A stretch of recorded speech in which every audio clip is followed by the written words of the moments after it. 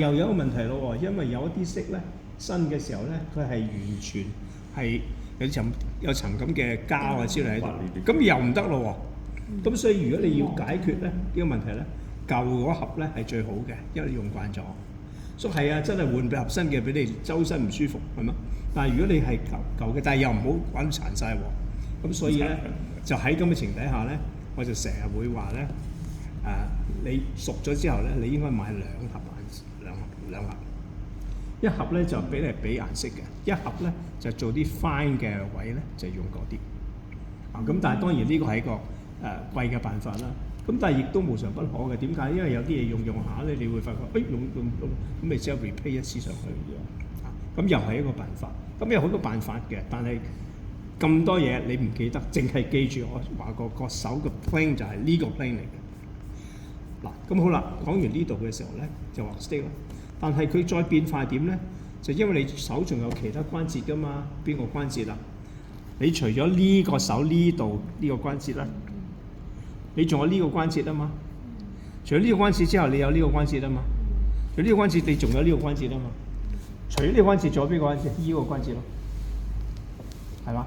咁所以喺咁嘅情況下咧，你諗下啦，每一個關節嘅動作咧，都會出一啲唔同嘅嘢。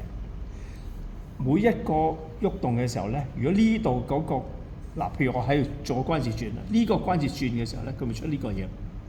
我譬如呢個轉，佢咪出呢樣東西咯。但係如果我用呢個轉咧，我用呢個轉咧就出咗呢個東西嘅咯。如果用呢個轉咧就唔同啦。見唔見啊？呢個直好多嘅。如果用到呢個轉咧，呢個轉咧就直情可以控制一條直線都得咯。如果用呢個轉咧就更加容易啦。用呢個轉嘅時候咧，可以畫好長都得啦。所以由最細嘅畫到最大最闊嘅咧，都可以係用唔同關節去表達出嚟。咁啊睇你個幅度，如果係咁樣嘅話，係咪？所以你畫好細又得，畫好大又得。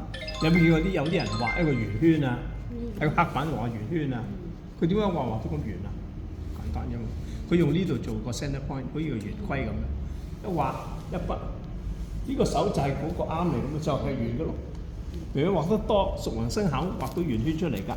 你而家畫嘅時候，我哋畫啲畫冇咁大啫嘛，所以我哋畫嘅時候好似成日都你都唔aware你已經用緊啲咩嘢。但係其實我哋用嗰張咁細紙嘅時候咧，去畫直線咧，其實我係利用到呢啲關節。如果畫細緻嘅地方咧，就用到呢啲關節。畫到再細嘅時候咧，係淨用呢度呢啲咁細嘅關節去做呢啲嘢，去剔啊，做呢啲咁細嘅嘢去做到。咁再講複雜少少啦，因為我好時咧，我哋都唔會係用一個關節嘅，你唔知嘅，即係等於你話我而家用筷子夾餸，你話咩用邊個關節？拗晒頭啦，我點知啊？你行路用邊個關節啊？我係咪用膝頭哥咯？唔係喎。你舉高腳嘅時候，你唔用膝頭哥，用 hip 關節嘅噃。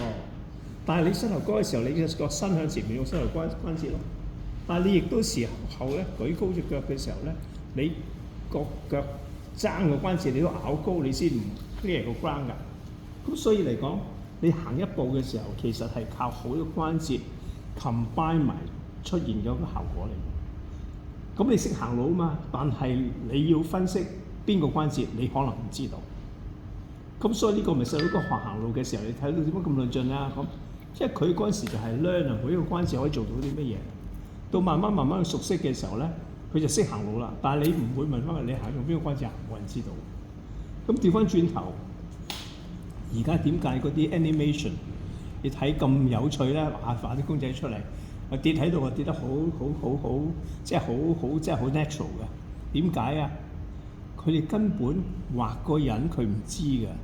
佢個方法點啊？佢係譬如個手嘅喐動啦，佢喺度擺一個 sensor 喺度，呢度一個 sensor， 呢度一個 sensor， 每度一個 sensor。咁然後叫佢做嗰個動作，做呢個動作咁啊，做呢個動作。其實裏面 combine 晒所有嘢啦，佢有個 camera check 晒呢啲 sensor， 每一個喐由邊度喐去邊度，佢 check 好晒。你明我講咩？你唔明啊？即係話呢度有一個 sensor， 呢個關節有個 sensor， 呢個關節有個 sensor， 呢度有一個 sensor。咁你用個電腦去睇佢嘅時候咧，你一喐嘅時候咧，佢咪睇到每個 sensor 由邊度喐去邊度咯。明唔明啊？所以佢如果你玩一個 animation 嘅時候咧，一個跌低咁佢就真係黐晒呢啲，就叫人你仆喺度啦咁，佢影好晒。一仆喺度，佢就攞晒 data， 就將佢做翻一個動畫咯。所以嗰個動畫就好容易做到，但係做得好似嘅，就唔係靠你用腦去咩？但係以前譬如畫畫就唔係嘛，你淨係嗰人踎低嘅時候，你點畫咧？咁你自己估計佢嘅關節去到邊度，你畫嘅喎。但係其實而家新嘅就唔使㗎嘛，整晒呢啲 sensor， 一咩嘅時候邊個關節去到邊度，佢完全知道晒。咁所以而家電腦點解會取替咗好多嘢咧？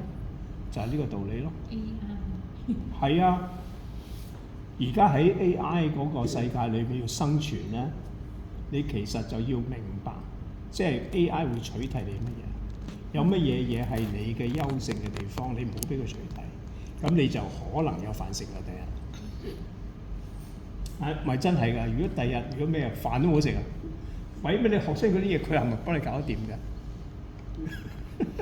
咁所以而家譬如畫畫，佢做呢啲嘢 ，AI 會唔會做到咧？佢會做到嘅有一日，但係你嘅 style 佢就未必學到啦。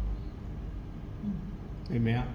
但係 once 你 develop 咗你嘅 style 咧，你 stereotype 咗你嘅 style 咧，咁你又玩完咯喎！你知唔知啊？嗱，譬如你嘅 style 係咩咧？咁我其實多少知道㗎。佢中意黑色嘅，佢中意咩嘅？係啊，我知道。係啦，佢中意用咩嘢？佢係咩咧嘅 style 咁點嘅？咁我就定咗呢個叫 face style 咁講啦嚇。咁然後咧我就 mark 好晒啲 point。咁喺 AI 嘅時候咧，如果我再要畫畫嘅時候咧，我話用個 face style 畫呢幅畫出嚟，咁佢就會用黑色嘅畫紙，用乜點。咁做出嚟嘅時候同佢嘅效果會好相似咯。所以我哋如果喺 AI 嗰度生存咧，我哋要不斷創新，不斷揾新嘅嘢。即係有咩新嘅嘢就唔使一定係定死係乜嘢。咁呢個其實同你去欣賞呢個世界咧，其實係唔同嘅時候都可以欣賞到唔同嘅嘢咯。所以佢一樣嘢學識嗱，又講翻你嘅情啦，冇話我今日特別針對你啊，唔係真係嘅。嗱，你聽人講 good 呢個過程咧，唔好以為我識㗎，我聽咗啦，咁就即係完啦。你完咧，你就好快俾人取替。你又要喺呢個 standpoint 裏面再跌落新嘅。嗱，譬如你話我可以你話用番薯整咩啊？整嗰個月餅咁講啦。我唔用番薯芋芋頭得唔得？唔用芋頭，我南瓜你覺得得唔得？你明唔明啊？呢個你就要